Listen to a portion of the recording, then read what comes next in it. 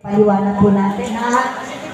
Ang National Commission of Senior Citizens of the Philippines ay nabuo, naging law at naging ahensya ng gobyerno under the Office of the President of the Philippines.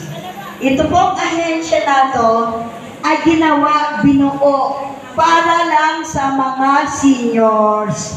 Para may sarili na po tayong ahensya na tumitingin sa kapakanan natin, magbibigay ng serbisyo at benepisyo na para sa bawat seniors lang. Hindi kagaya, pag nasa DSW tayo, minsan may nawawala pa pong pangalan.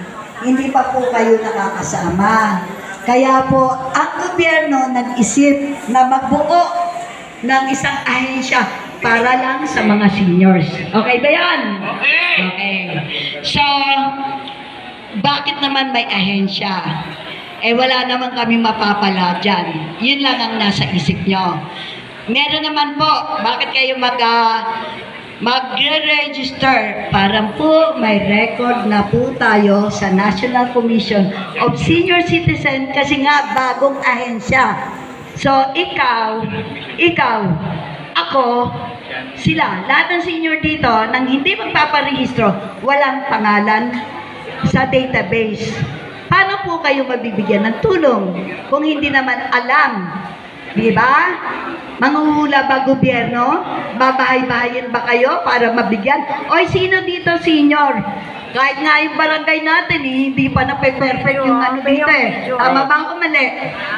O, di ba? Minsan may naiiwanan pa. Okay. So, ito po, naglalayon po tayo na matulungan ng gobyerno na lahat po tayo, bawat isang senior at magiging senior pa ay magkaroon ng datos sa National Commission of Senior Citizen. Kami po ay tumutulong lang po kasama ni Miss Mara Tumundong. Siya po kasi ang adhikain niya ay makatulong at merong malapitan ng mga seniors. Yan po ang partners natin. At binigyan po yan ng mandatos ng National Commission of Senior Citizen. Ayan po yung authorization niya. Opo, hindi po ito uli scam. Inuulit ko po to. Recognize to. Ayan po yung kanyang certificate. Opo. So, inuulit ko po, kung meron po tayong mga kapitbahay o kahit saan probinsya, kamag-anak nyo po sa mga inalisan yung lugar, sabihin nyo po na magparehistro kasi naka-online naman yan. And, teka muna, andito ba yun? Baka yung aking cellphone. Naka-online naman po yan. So, kung meron naman po sa inyong marunong magpa-online, sabihin nyo po, patulong po kayo. Since nandito na po kayo, nag-asaya ng panahon, lahat po kayo i-online namin po. Kayo hanggang alas 4 po kami dito. Okay? So, yung may mga naka-online na, okay, sasagutin ko na yung tanong nyo. Yung naka-online na, magpa-verify na lang po kayo. Kasi, ako rin po, nag-online na ako. Nung nabalita pa lang itong mag-online na dapat, isa ako sa kauna-unahang nag-online. Bakit? Kasi po, importante na may pangalan tayo doon. As of now, wala po akong problema. Kasi wala po akong sakit. Wala akong dinaramdam. Sa financial din, medyo maswerte din po na hindi tayo kailangang lumapit sa iba. Pero bakit natin ito ginagawa? Ito yung balik natin sa Panginoon eh. Serbisyo. Hindi naman natin pwedeng ibalik yung material na bagay. Serbisyo lang po. So, patunayan ko na nag-verify ako, wala yung pangalan ko. Bakit? According po sa Office ng National Commission, nagkaroon ng glitch. Glitch po ang doon sa computer na nagkaroon ng problema. Lately lang po, last month lang, nagkaroon ng problema. So, yung ibang pangalan po nang nakapag-register na nawala. Kaya po, sabi ko sa inyo, i-verify nyo po.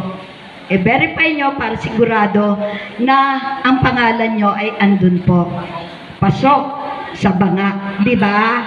Ibig sabihin, hindi po tayo maiiwanan once na nagbaba ang National Commission of Senior Citizen ng serbisyo at benepisyo. Yun lang po kasi ang naabangan natin eh. So, lahat ng ibababa, hindi na po magdadaan ng DSWD. Dito na po sa, sa National Commission po. Once na tayo po ay nagkaroon ng at least man lang 80% ng mga pangalan natin na nakapasok sa database ng National Commission po. So, hangarin po natin, pati po yung ating mga kamag-anak, kahit po nasa probinsya, na magkaroon po siya ng registration po. Hikayatin natin po sila para walang maiwan. Lalo na po yung bagong magiging seniors. Kasi po, kahit nasabihin natin, like sa 840, sabi nila nakapag-register na po sila, may bago po, everyday po may nagiging 60 po. So, hikayatin natin po sila na mag-online. Kung natapos na po yung ganito naming online dito, nasa computer, nasa cellphone po natin. Pag hindi tayo marunong, magpatulong sa anak, pamangkin, apo, kapitbahay na pwede po kayong tulungan. Okay ba yan? Okay! May katanungan pa po kayo? Okay.